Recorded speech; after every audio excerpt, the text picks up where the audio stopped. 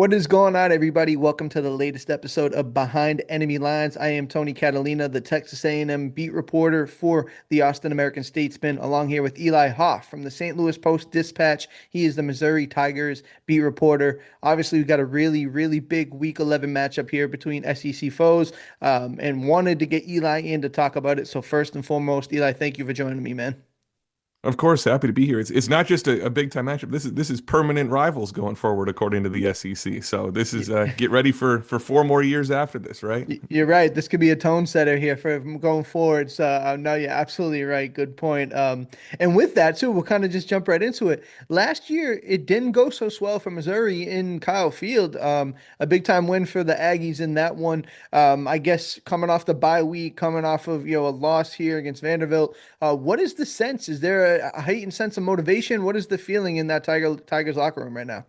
Yeah, it's really interesting. So this is coming out of a bye week for Missouri as well. Lost to Vandy in the week before, and the key part of that game was that Mizzou lost Bo Perbula, the team's starting quarterback. He dislocated his ankle, and he's expected to be out for the year. He hasn't officially been ruled out for the year, but if he walks out there on Saturday, I will be shocked along with everyone else in that stadium.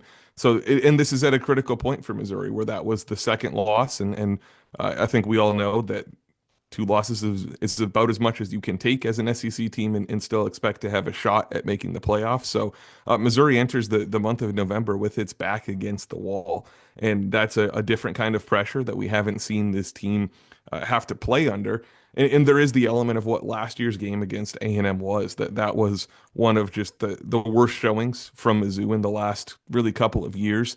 There was another lopsided loss to Alabama last year, but that came under some different circumstances. That was a game against A&M coming out of a bye week where Mizzou just seemed to prep poorly, was just not ready for that environment for the kind of team that A&M was. I don't need to tell you, Tony, or your listeners that A&M is a better team this year than it was last year. But I think that's the fear from a Missouri standpoint almost, that this is a team that blew you out last year and they seem to have gotten better in a lot of spots. Yeah, and then so obviously, like you hit the nail on the head there. Well said with the A&M side of it. This is a team that feels like they're the real deal. They feel like they can believe that they are different than years past. But this is a game that I think has a lot of people nervous, right? Because Missouri does a lot of things well that, lines up against some of Aggie's weaknesses. They run the ball exceptionally well. They play really good defense, and even with a freshman potentially playing quarterback here, there's a lot of nervous energy, and I think that just comes with the mark of A&M being a scarred fan base. But I think these are two talented teams that when you looked at the schedule before the season started, I think a lot of people penciled this one as like, hey, this is gonna be a tough battle, especially after what we did last year. Yeah, I think it's a similar sentiment here where the optimistic view from Missouri fans would be that this is a trap game for Texas A&M, that the 8-0 start somehow gets in their heads and Mizzou's able to spring a little bit of a surprise there. Some of that probably actually comes down to the freshman quarterback, Matt Zollers. He's someone who had mop-up duty in those early season non-conference blowouts like a lot of these guys have, and then played about a quarter and a half against Vanderbilt. There's not a ton of tape out there on him. He's thrown 29 passes in his collegiate career now. And again, those have been in late game situations, not scripted drives or really where he's had 2 weeks to prepare as the starter. So there can be a little bit of a surprise factor. We also think, and again, I say think because we just haven't seen it, think he's going to be a different style of quarterback than Bo Perbula. Perbula was legs first, arm second. Zollers is the other way around. He's a little bit more of a pocket passer. So that's a kind of dimension that could, and again I say could test A&M's ability to prepare for something that they haven't really seen on tape, which can be a struggle for any football team, really. So that's maybe where there's a little bit of an optimistic edge for Mizzou in this one. Yeah, you hit the nail on the head again with that. It just when you look at Matt Zollers, right, like he's somebody who is different, like you said, than Bo. But we had talked to Mike Elko today, and obviously a peek behind the curtain. It's Monday when we're recording this. We got to talk to Mike and said they even watched some of his high school film trying to figure out exactly what they have here. So, as somebody who's boots on the ground here, maybe has a little bit better idea of what we're getting at. What is A&M in for? I mean, this is a kid who is a highly recruited guy, somebody who is a lot of teams wanted. So, what are we expecting to see from Saturday on against A&M's defense here? Yeah, so yeah, like I said, a little bit more of a pocket passer again, especially compared to what Bo Perbula was. He can still absolutely run and will probably need to run given this offensive line, but he's going to look to throw the ball first. He has an arm. arguably one of the better arms on the team, and he was the third string quarterback entering the season. If A&M's watching his high school tape, they probably saw he threw 60-yard passes in high school games. It's not an issue of him getting it downfield. He's just one of those quarterbacks who, even when it's him hitting a slant or a crosser over the middle, you just there's that zip to it. He has that. He has good command of some of those sideline throws as well. Now the other part of that is just he can go through progressions and was asked to do so in high school, but this is the SEC against a good defense that I'm sure will look to put the pressure on him. Can he do it in those circumstances? We'll see. So the real to sum it up simply, the real benefit is the arm strength and the power and the enthusiasm when it comes to throwing the football. The unknown is just what that's going to look like in terms of going through progressions, reading coverage, all of that stuff. Yeah, and to stay on the opposite side of the ball, obviously a young quarterback's best friend is a quality run game, and Ahmad Hardy is, a man amongst boys when it comes to the SEC right now, leading I believe he's still leading the conference in rushing. I don't know if that changed with the bye week, but point being, 97 yards against Vanderbilt on 20 carries. This is a guy who is a game-changing talent. Just talk about that run game a little bit, and just especially with the young cat. This is obviously going to be a group that's going to try to pound and establish the rock early. Yeah, he's been really one of the best transfer portal finds in all of the SEC, I would say. He's a true sophomore. He was at Louisiana Monroe last year and putting up numbers that when you look at some of the missed tackles, forced yards after contact, all of that stuff, he was right behind Ashton Genty. Now, of course, Hardy was doing that in the Sun Belt, but it has translated really, really well to Missouri and to the SEC. His production has been scaled back the last few games, and I think that's a combination of a few things. I think, for one, teams are just onto him at this point and have watched the highlights and realize, hey, yeah, this guy is good and you should stop him. And that's leading to loaded up boxes and more blitzes and just all of the things that other teams can do to stop the run. But there's also been, from the Missouri end of things, a lot of fans are actually frustrated with his usage or lack thereof. So there have been times where he's out of the game for a whole series, and Mizzou goes to its secondary running back. Hardy did not get a carry in the second quarter of the Vanderbilt game. Now he'd taken a big hit before that, so it seemed like some of that. There's been some short yardage, kind of third and short or on the goal line situations where Mizzou's gone to quarterback runs instead of just handing it off to Hardy. So that's been one of the tension points for Missouri. Is just it's a team that has leaned into the run game more than normal, but maybe not even to the extent that it actually could. We'll have to see what that looks like. It would make some sense, right, with a true freshman starting quarterback that you would lean in even more than you usually do, but we'll have to see how that actually plays out. Yeah, for sure. And then kind of flipping the other side of the ball, equally, maybe even more impressive is just Missouri's ability on defense. Seems like they're top five in every statistical category that matters. This is a defensive line that Mike Elko said will be the best group they faced all season. And, there's a lot of respect and mutual understanding of just how good this Missouri front can be, especially some of these pass rushers. So when you look at this, is this a team that obviously they were able to score points at times this year, but now with the true freshmen, do they just lean into ground and pound the rock and just lean into this defense being the leading of the pack here? I think so. I think that's the easiest kind of transition or easiest next phase for this team to get into. And again, that's been there to some degree already, but now Missouri can really lean into it. And on defense, it does start with the front six, the D line and those linebackers have been stellar when it comes to stopping the run.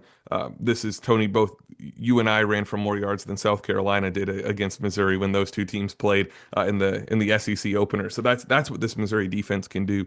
You look at Damon Wilson, who's a Georgia transfer on one edge, Zion Young, who was on the team last year and was a transfer from Michigan State. They're the anchors as the defensive ends.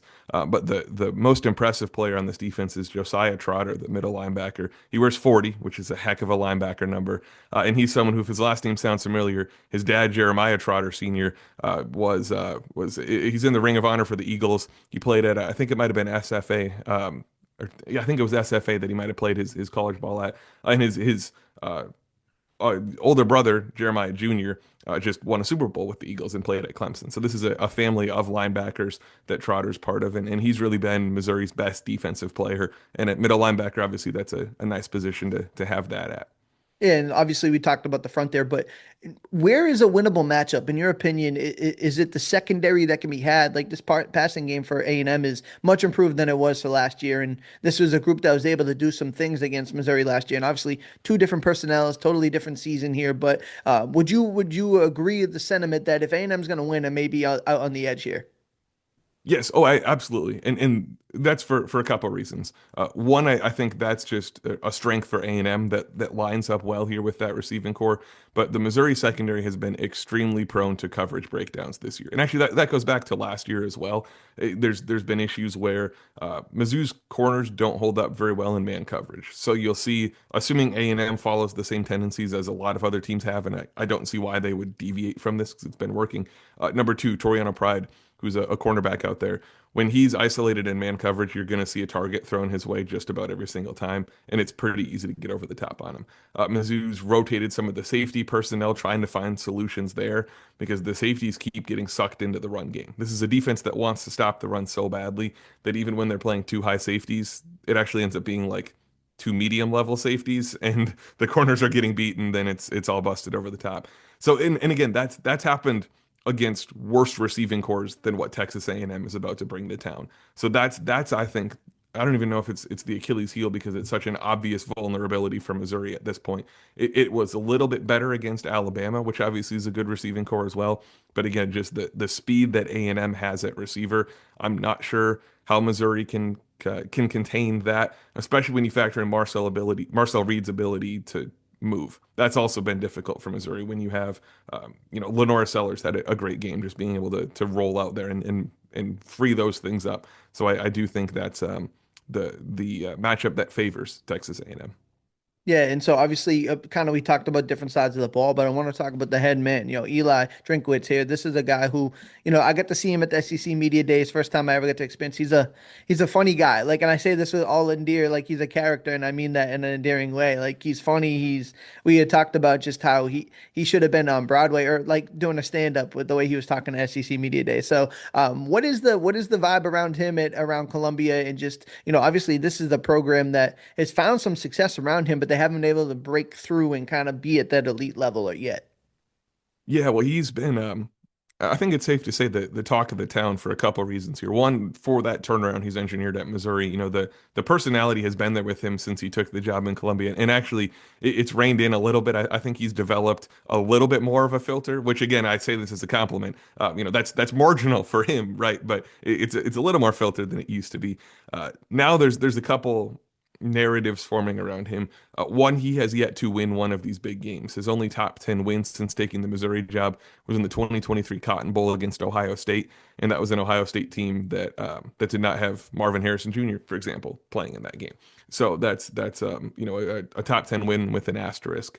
And now again, this is one that his team needs if he wants to be in playoff contention any longer. There's also the element of the coaching carousel. He's a name that has been brought up, particularly with the Florida job and the Auburn job, since he was a GA at Auburn when they won the national title with Cam Newton. So he's been linked to those jobs.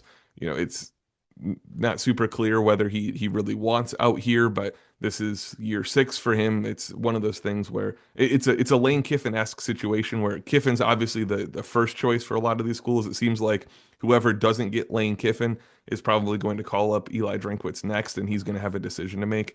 Mizzou has signaled a willingness to give him a raise and obviously wants to keep him here. But there is a little bit of nervousness around the fan base that it feels like in 3 or 4 weeks he's going to have a decision to make. Interesting. I mean, it's always fascinating, especially in today's day and age of, you could be right there on the edge of a college football berth and teams are still talking about potentially taking your head guy there. So very fascinating. And I'll kind of turn the page just one more time here before we kind of get you out of here soon. What is the crowd going to be like, right? 2:30 kickoff. This is I believe from watching online games and all 22 film, this is a stadium that's under construction a little bit, right? So it's not a full complete situation. What do you expect this Missouri Tigers fan base to look like on Saturday? Yeah, so it'll be a sold out crowd, which with the stadium being under construction means about 57,000 for Missouri right now. This will be oh gosh, 17 sellouts in a row, 18, somewhere in that. Missouri sold out every home game this season and has for the last couple of years now. And yes, you'll see very obviously from TV or if any folks are in that stadium, the north end is in construction. So I don't know how much of a visual people have of what Mizzou Stadium was like before, but in the north end zone, there was a big grassy hill with this letter M made out of whitewashed rocks in there. That has been completely excavated and now actually built up. So it looks completely different in that end there, but it is an active construction site. It's not due to be actually open until next football season. So you'll see usually there's some construction crews actually in there during the games, watching the games. So you might catch that there. But I do think it's going to be a good atmosphere. Again, it's been sellouts for every game. Mizzou has had 6 home games to open up the season, 6 in a row, and then has been away from home for the last few weeks. So I think fans will be excited to be back. It finally feels like fall here in Missouri, so it's good football weather. Supposed to be decent on Saturday, I think. So it's not going to be a Kyle Field level crowd in terms of noise or capacity or anything like that. But I do think this is going to be a better Missouri environment than folks have seen from games past. Absolutely. So last one here before I get you out of here. You don't got to give me a score. I know we all got articles and things we're piecing together, but if you have one, great. If not, but how do you see this game shaking out? Who comes out of victoriously in your mind? Yeah, I think Missouri does well at stopping the run as it has all season. I'm just not sure if this offense can find its legs with the true freshman in there. So I'll say Texas A&M 21, Missouri 17. I think Mizzou's able to keep it a little bit closer than the books are suggesting, just because of the defensive front. But again, I just think A&M is too talented, and even if it's a sleepy start for A&M or something like that, I think the talent wins out in this one. Absolutely, man. I appreciate your time, Eli. Obviously, before last thing here, just tell everybody where they can see your stuff, where they can find you on Twitter, and obviously you do great work, man. Yeah, well, thanks for having me on. I'm at stltoday.com is our website for the St. Louis Post-Dispatch. We got tons of game coverage there, and then I am on Twitter, X, whatever you call it, at by Eli Hoff, BYELIHOFF. Eli, man, I appreciate your time, man. Thanks for having me, Tony.